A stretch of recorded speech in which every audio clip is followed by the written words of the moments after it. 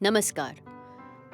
અભય ફિલ્મમાં તમે જોયું કે કેવી રીતે એક છોકરો એના ભય પર વિજય મેળવીને એટલો સાહસી બન્યો કે બીજાના જીવ બચાવવા લાગ્યો.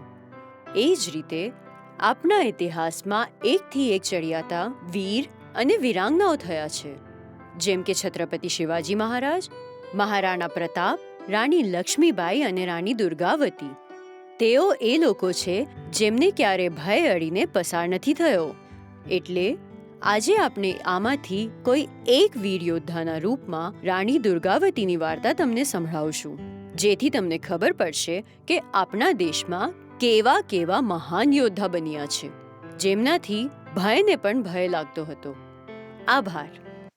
ભારતના ઇતિહાસમાં રાજપૂતોનું એક અલગ જ ઇતિહાસ રહ્યું છે, જેમની બહાદુરી આખું ભારત જાણે છે.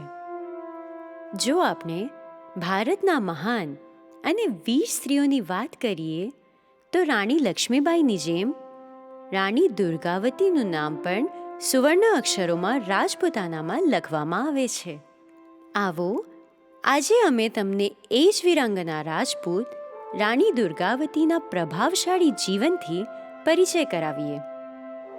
રાણી દુર્ગાવતીનો જન્મ 5 ઓક્ટોબર સન 1524ના કાલિંજરના રાજા કીર્તિસિંહ ચંડેલને ત્યાં મહોબામાં થયો હતો.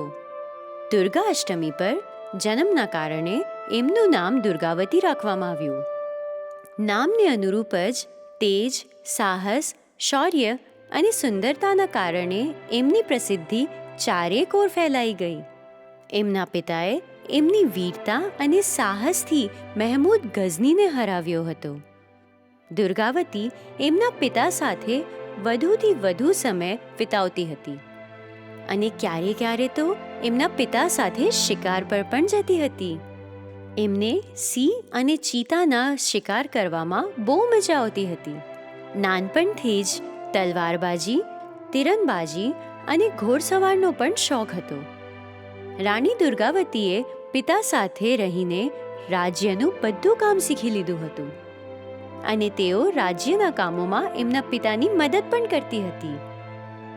એમના લગ્નના 4 વર્ષ પછી એમના પતિ રાજા દલપત શાહનું મૃત્યુ થયું.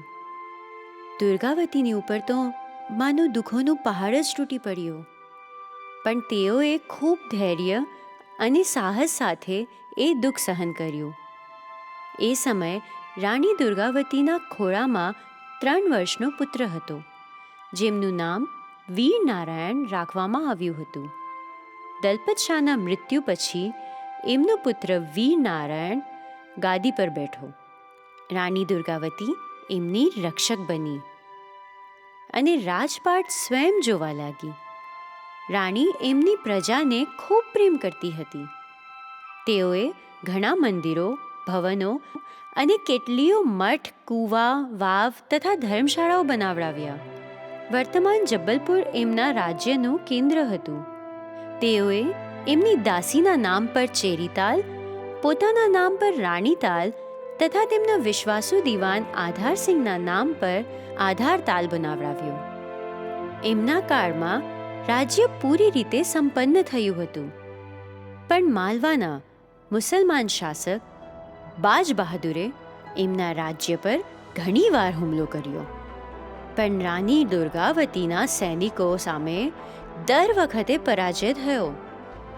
બાજ બહાદુર દ્વારા રાણી દુર્ગાવતીને નબજી સમજવાની ભૂલના કારણે એને ભારે હારનો સામનો કરવો પડ્યો અને એના ઘણા સૈનિકો ઘાયલ થયા હતા. બાજ બહાદુર સામે આ જંગમાં જીતના કારણે આસપાસના રાજ્યોમાં રાણી દુર્ગાવતીનો ડંકો વાગી ગયો હતો. હવે રાણી દુર્ગાવતીનું રાજ્ય મેળવવાની દરેકને ઈચ્છા થવા લાગી. રાણી દુર્ગાવતીની યોગ્યતા અને વીરતાની પ્રશંસા અકબરે સાંભળી. મુગલ શાસક અકબર પણ રાણી દુર્ગાવતીનું રાજ્ય જીતવા માંગતા હતા. અકબરે વિવાદ શરૂ કરવા માટે એક પત્ર લખ્યું. એમાં તેઓએ રાણીને એમનું પ્રિય હાથી સરમણ અને વિશ્વાસપાત્ર વઝીર આધારસિંહને તેમની પાસે મોકલાવવાનું કહ્યું, પણ રાણીને અકબરની માંગ અસ્વીકાર કરી. જેથી અકબરે એમના સંબંધી આસફ ખાનને હુમલો કરવાનો આદેશ આપ્યો. અકબર પાસેથી આજ્ઞા મળ્યા પછી આસફ ખાન ભારે સૈન્ય સાથે યુદ્ધ માટે નીકળી પડ્યો. જ્યારે મુગલ સેના દમોહની નજીક પહોંચી તો મુગલ સુબેદારે રાણી દુર્ગાવતીને અકબરની અધીનતા સ્વીકારવાનું કહ્યું. ત્યારે રાણી દુર્ગાવતીએ કહ્યું, કલંક સાથે જીવવા કરતાં સારું ગૌરવ સાથે મરી જવું છે. મેં લાંબા સમય સુધી મારી માતૃભૂમિની સેવા કરી છે અને હવે આવી રીતે મારા માતૃભૂમિ પર દાગ નહીં લગવા દઉં. હવે યુદ્ધ સિવાય કોઈ પણ ઉપાય નથી. રાણીએ એમના 2000 સૈનિકોને યુદ્ધ માટે તૈયાર કર્યા. રાણી દુર્ગાવતીના સલાહકારોએ રાણીને કોઈ સુરક્ષિત સ્થાન પર છુપવાનું કહ્યું, જ્યાં સુધી એમની બધી સેના એકત્રિત નથી થઈ જતી. સલાહકારોની સલાહ માનતા રાણી નરાઈના જંગલોની તરફ રવાના થઈ ગઈ. એ જ દરમિયાન આસફ ખાન ગરહા પહોંચી ગયો હતો અને ગણરાજ્યોને પડાવી લેવાનું કામ એને શરૂ કરી દીધું હતું. જ્યારે એને રાણીના સમાચાર સાંભળ્યા તો એ એની સેનાને ગરહામાં છોડીને એમની પાછળ રવાના થઈ ગયો. આસફ ખાનનું હલચલ સાંભળતા રાણીએ એના સલાહકારો અને સૈનિકોને સમજાવતા કહ્યું કે આપણે ક્યાં સુધી આવી રીતે જંગલમાં શરણ લેતા રહીએ. એવી રીતે રાણી દુર્ગાવતીએ જાહેર કર્યું કે કાં તો પછી તેઓ જીતશે કે પછી વીરોની જેમ લડતા શહીદ થઈ જશે. હવે રાણી દુર્ગાવતી યુદ્ધના વસ્ત્રો ધારણ કરીને સરમણ હાથી પર સવાર થઈ ગઈ. ભીષણ યુદ્ધ શરૂ થયું, જેમાં બંને બાજુના સૈનિકોને ઘણું નુકસાન થયું. દિવસના અંતે તેઓએ તેમના સલાહકારો સાથે વાત કરી અને રાતે હુમલો કરવાની યોજના બનાવી કે સવાર પડતા જ આસફ ખાન ફરીથી હુમલો કરશે, પણ કોઈએ એમની વાત નહીં સાંભળી. સવારે બીજા દિવસે 24 જૂન 1564ના દિવસે તેઓએ જેવું જ વિચાર્યું એવું જ બન્યું. આસફ ખાને હુમલો કર્યો. રાણી એમના હાથી સરમણ સાથે રણભૂમિમાં ઉતરી ગઈ. 3 વાર એમને અકબરની સેનાને ધૂળ ચટાડીને હરાવી દીધી. પણ આ યુદ્ધમાં એમનો પુત્ર રાજા વીરનારાયણ ખૂબ જ ઘાયલ થઈ ગયો. જ્યારે રાણીએ એ વાત સાંભળી તો તેઓએ તરત એમના વિશ્વસનીય માણસો સાથે એમના પુત્ર સાથે સુરક્ષિત સ્થાન પર લઈ જવાનું કહ્યું. પણ એ પ્રક્રિયામાં ઘણા સૈનિકો રાજા વીરનારાયણ સાથે ચાલ્યા ગયા. રાણી ખૂબ બહાદુરી સાથે લડતી હતી. ત્યારે જ અચાનક એક તીર રાણી દુર્ગાવતીના ગળા તરફ ઘૂસી ગઈ.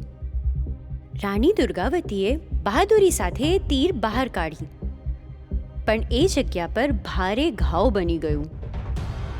એવી જ રીતે હજી એક તીર એમના ગળામાં ઘૂસી ગઈ, જેને પણ રાણી દુર્ગાવતીએ બહાર કાઢી, પણ તેઓ બેભાન થઈ ગઈ. અને જ્યારે એને ભાન આવ્યું તો ખબર પડી કે એમની સેના યુદ્ધ હારી ગયા હતા.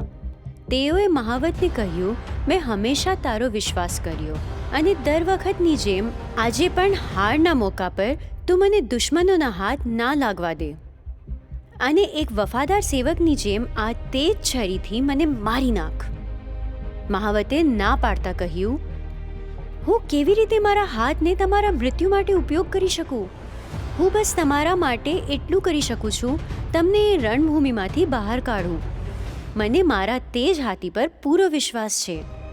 એવા શબ્દો સાંભળીને તેઓ ગુસ્સે થયા અને કહ્યું, શું તું મારા માટે આવો અપમાન પસંદ કરે છે?